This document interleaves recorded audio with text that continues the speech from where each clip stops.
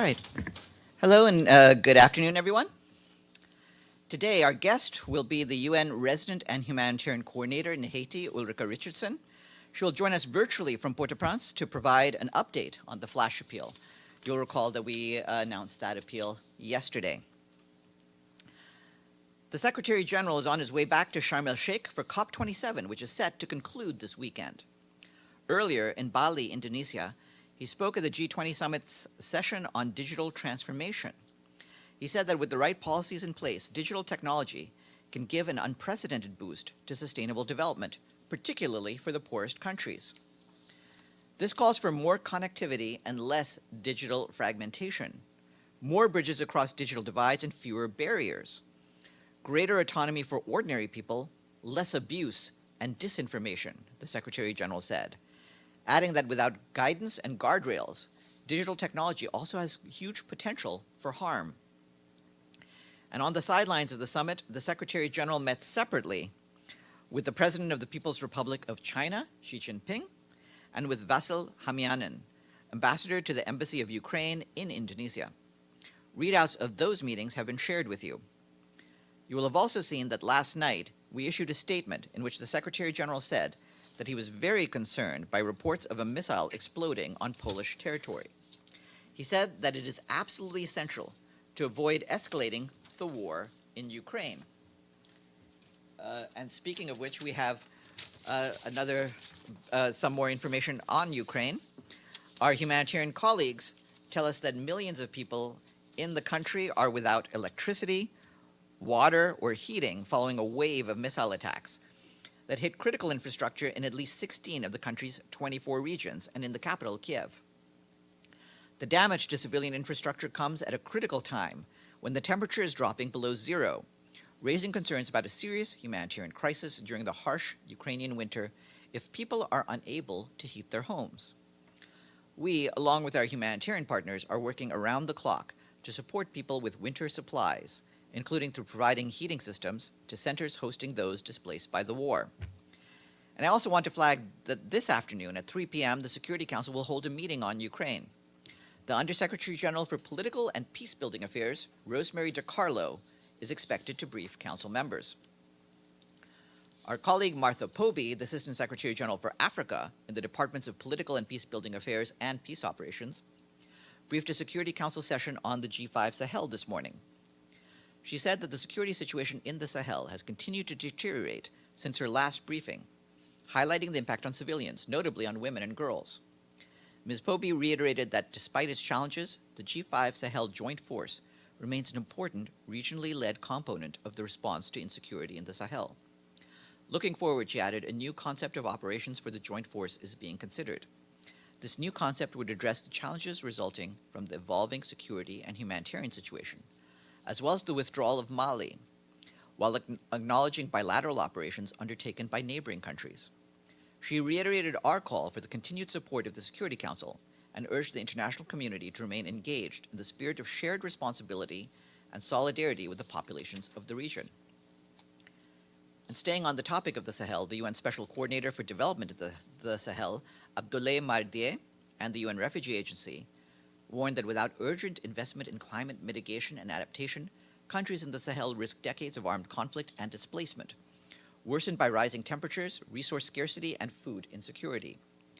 A UN report published today entitled Moving from Reaction to Action, Anticipating Vulnerability Hotspots in the Sahel, says that left unchecked, the climate emergency will further imperil Sahelian communities as devastating floods, droughts, and heat waves decimate access to water, food, and livelihoods, and amplify the risk of conflict. This will ultimately force more people to flee their homes. The full report is available online. Turning to the Democratic Republic of the Congo, our humanitarian colleagues tell us that as fighting between the Congolese army and the M23 armed group continues, more people are being displaced in Rutshuru and Nyiragongo territories in North Kivu. In just 2 days, on the 12th and 13th of November, some 13,000 displaced people were registered in the north of the provincial capital, Goma, according to our partners and authorities. In total, since the violence broke out in March this year, more than 260,000 people have been displaced. Some 128,000 of them have settled in Nyiragongo territory alone, where nearly 90% of them live in some 60 collective centers and improvised sites. Since fighting resumed on October 20th, we and our partners have delivered aid to 83,000 people, including food and other items such as water, as well as healthcare and protection services. Child protection workers have helped more than 326 unaccompanied children, and nearly 6,000 children under 5 have been screened for acute malnutrition. Our partners estimate that at least 630,000 civilians will need assistance as a result of the fighting. Our appeal of $76.3 million aims to help 241,000 of them and is 42% funded.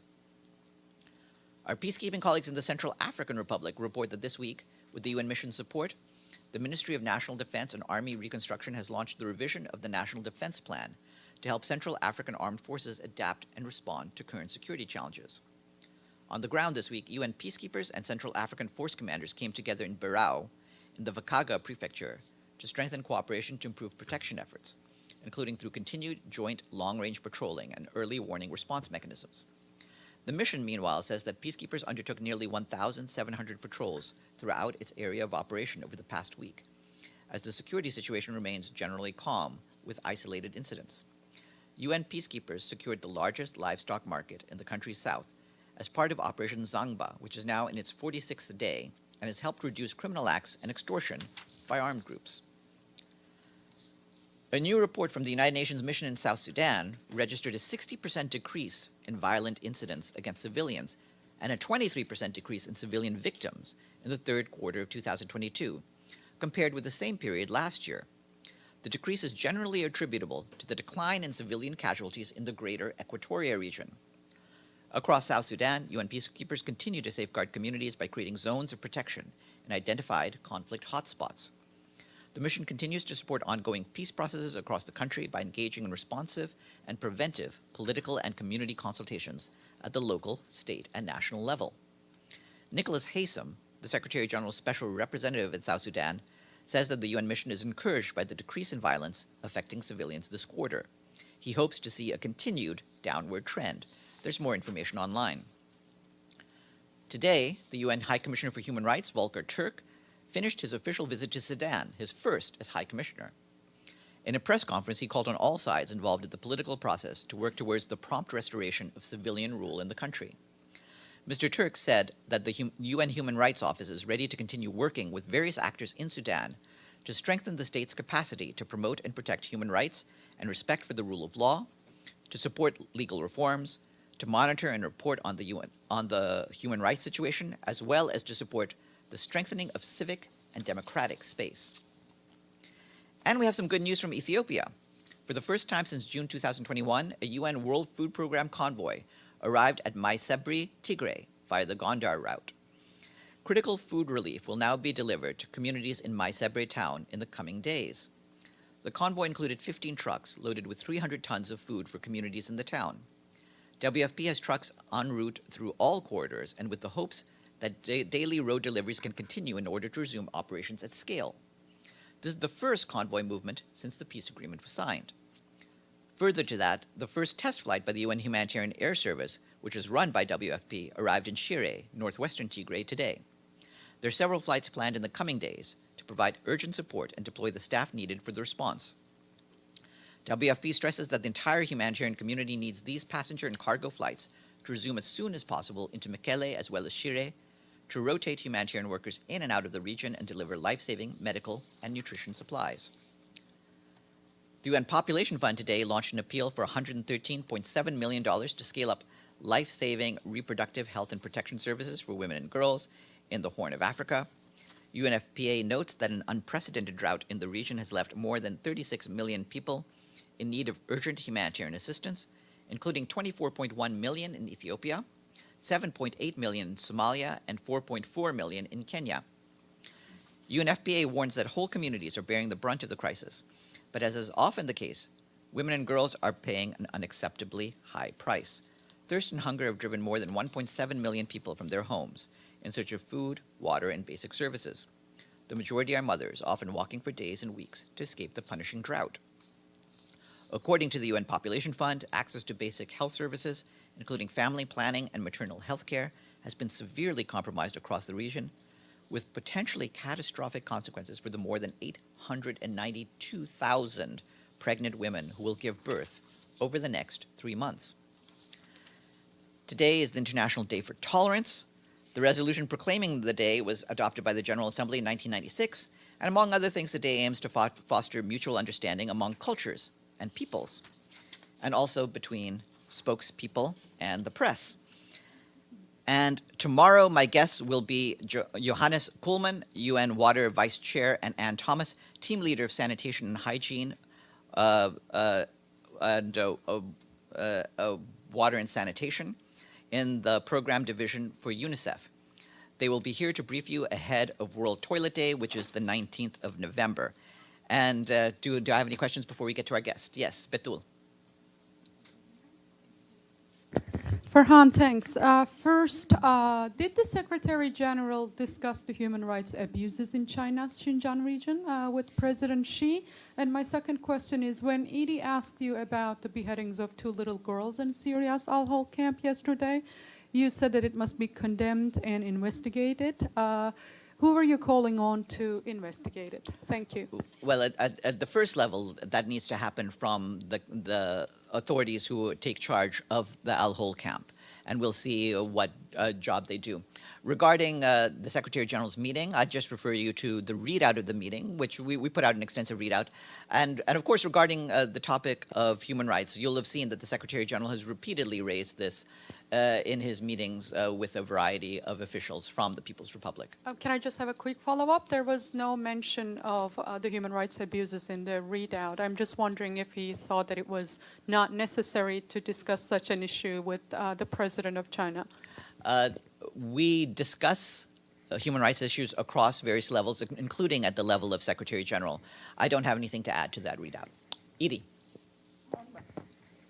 I'm going to press that a little because it's what I was going to ask also. It is a glaring omission in the readout of that very long readout of the Secretary General's meeting with China's president. Well, you can rest assured that human rights is one of the key focuses that the Secretary General brings up, and that he does bring it up, including with Chinese leaders. At the same time, readouts are not just tools to inform journalists, but are valued diplomatic tools, and I have nothing further to say on the readout than that. A second question, did the Secretary General have any contact with the President of the United States, Joe Biden, during the G20?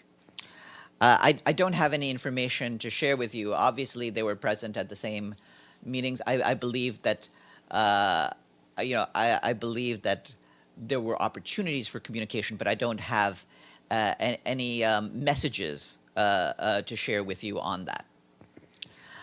Yes, please, Natalia. Thank you. Hi.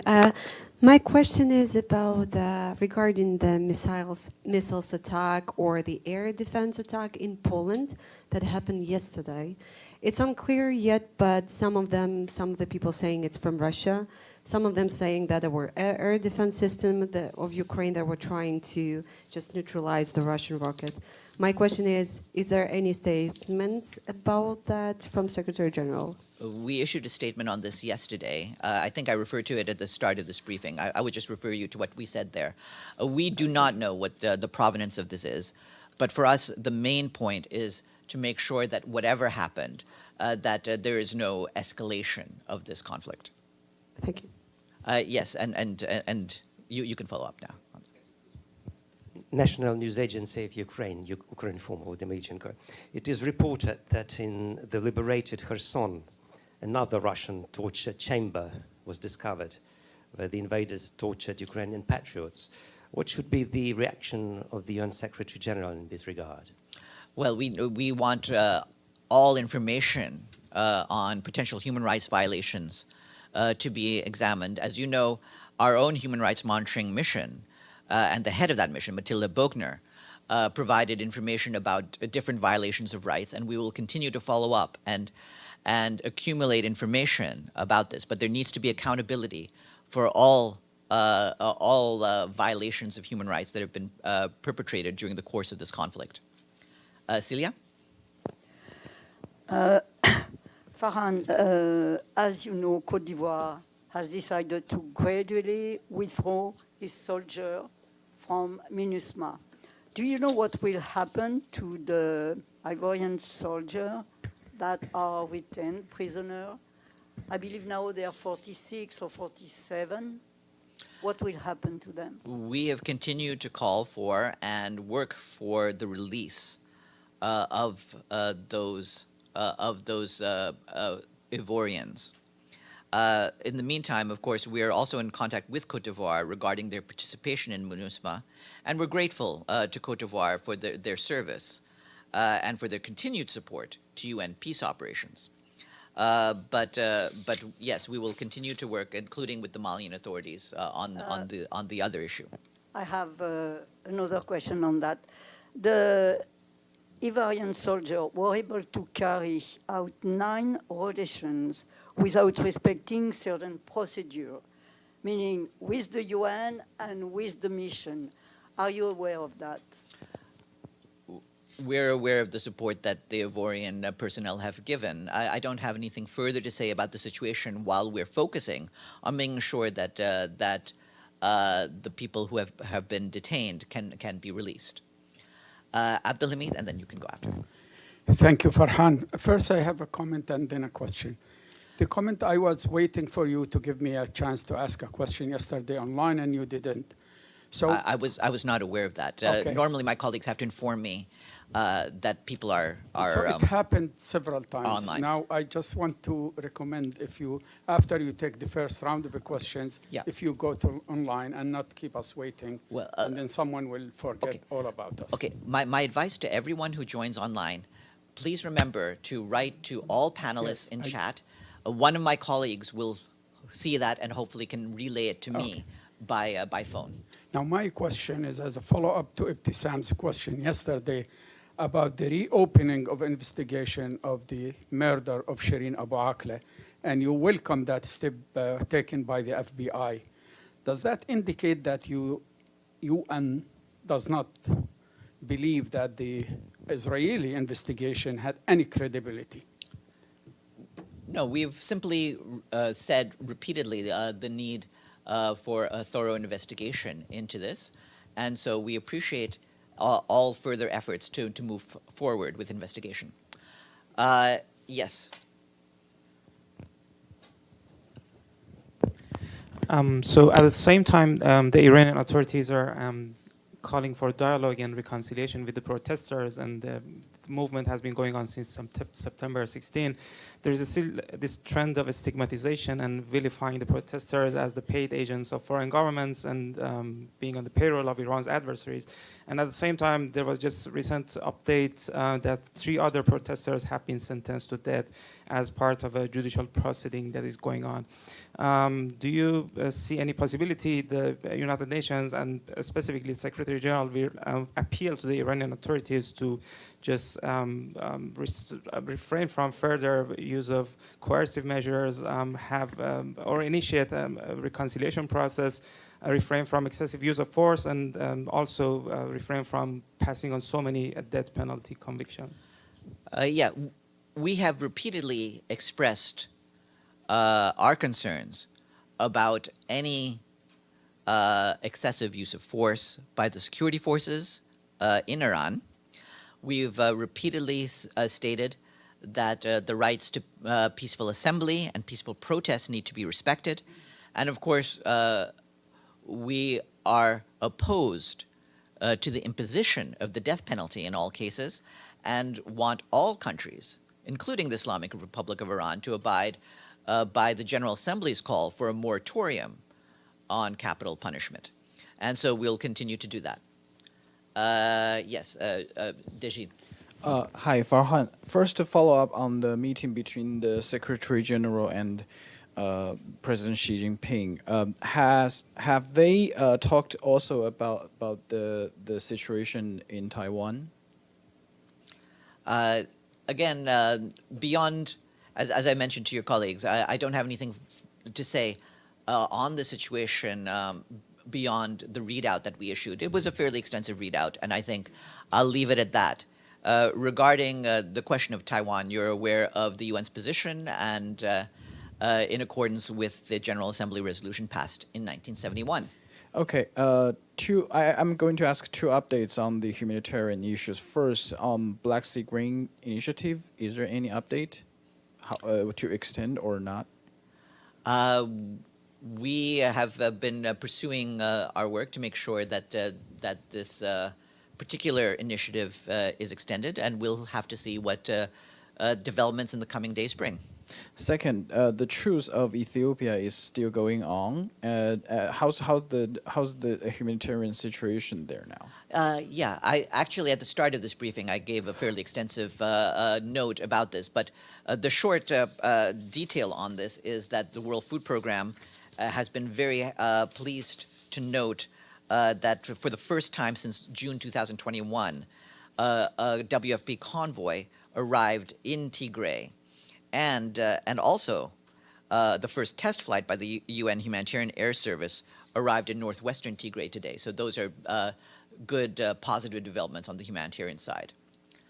Yes, Maggie, and then we'll go to Stefano, and then back to round two of questions. So Maggie first. Thanks, Farhan. On the grain initiative, just a technical point, will there be like a statement, a formal statement, whether saying it's renewed if we don't hear in the wider press reports that some country or party objected to it? I mean, or does it it's just going to be automatic if we don't hear something on the 19th? Like are they breaking silence, sort of? I think one way or another, we will tell you something. You'll know it when you see it. Okay. And then my other question is on the Lavrov readout, it just referred to the grain initiative. Can you tell us like how long the meeting was between the Secretary General and Mr. Lavrov? Did they talk about, for instance, Zaporizhia, need for the demilitarization of it, or prisoners exchanges, humanitarian, et cetera? I mean, there's a lot of other stuff to talk about. So I just mentioned grain. Yes, and it also said that they had a frank and open discussion. So they did bring up a number of issues, but I will stick to the language of the readout on that. Do you know how long the meeting was? I don't, but it was extensive. It did cover a range of topics. And just one final one. Yesterday, Mr. Griffiths was in Istanbul, you said. Where is he today, and where's Ms. Greenspan? Ms. Greenspan is in Geneva. I believe that Mr. Griffiths is on his way back from Istanbul. Stefano. Thank you, Farhan. I'm sorry, I arrived late, so I don't know if somebody asked or you talked already. Is about the Secretary General and the Global Digital Compact. When he arrived in Bali, he said this. Let's be clear, disinformation kills, undermining public health kills, and these are life and death issues. So practically he wants to make the internet, he said that he wants to place guardrails on technology. So what was the reaction there when he said that? I mean, did he talk with the G20 leaders about it, what he expected really practically, what he wants to be done? There was a full session of the G20 on this very issue earlier today. The Secretary General did speak to the session on digital transformation, and I just refer you to the full remarks that we put out earlier this morning concerning what he said there. Just a quick follow-up. Yesterday, former President Trump announced that he will run for president. So is the Secretary General concerned about the disinformations that can kill, in the sense that we know that with Trump is one of those leader or politicians that did a lot of that kind of disinformation on the internet? I don't think I'd have any comment on an election that's still 2 years away. Yes, Edie.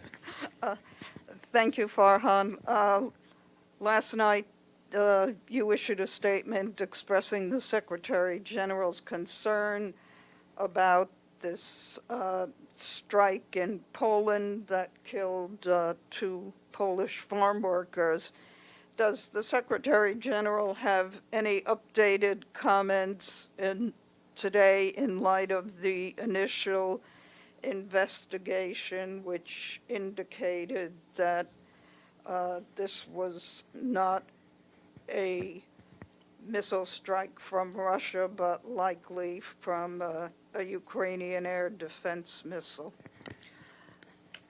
Yeah, I mean, regarding that, I think for us the important thing to note is, as we said yesterday on this, that it is absolutely essential to avoid escalating the war in Ukraine.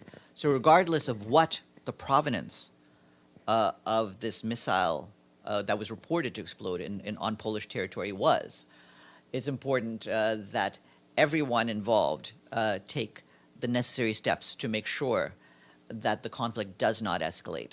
And so we don't have any additional language to put out, and nothing about the most recent information being released changes his basic sentiment. Yes, Veronica.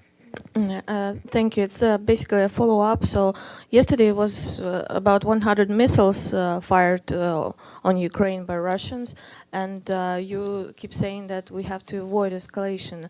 After the day of 100 missiles, what can be seen as escalation of the already heated situation? Yes, Thank you. As I pointed out yesterday, we're opposed to all attacks that strike at civilian infrastructure, and this falls within that. Obviously, these sorts of attacks have to stop, and of course, you all heard from Denise Brown, who was speaking from Kiev at a time when it was being hit, and she and our colleagues continued to work through that, but it was a very difficult situation, and as I pointed out at the start of this briefing, we're also trying to do what we can to help with humanitarian services following the truly horrific number of strikes that happened yesterday.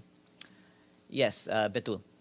Farhan, thanks. Sorry, I have to come back to the readout of the meeting between the SG and President Xi. You said that readouts are also diplomatic tools, and so are you suggesting that not everything the SG discusses with world leaders have to end up in a readout or a press release? I will quote one of the former Secretaries General of the United Nations, Kofi Annan, who said that if our office were to put out all the details of readouts when he had a meeting, his next meetings would only be about the weather. Yes, Abdelhamid. Thank you, Farhan, again. Recently, I came across a conflict that has not been discussed at the UN between Djibouti and Eritrea.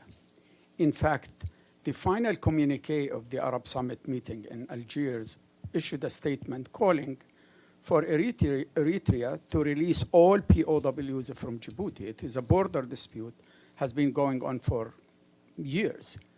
We haven't heard of it. Is that part of the poor man's war that nobody cares about or nobody knows about? What's going on in that part of the world? Thank you.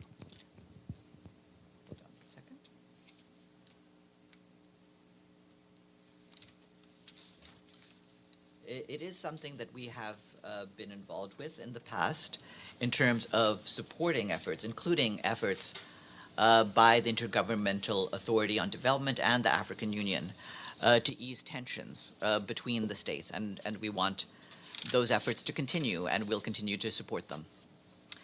Yes, Maggie. Farhan, it's been a while since the money was raised. Have the experts gone out to the SAFER in Yemen? We haven't heard anything lately. Yes, about the SAFER.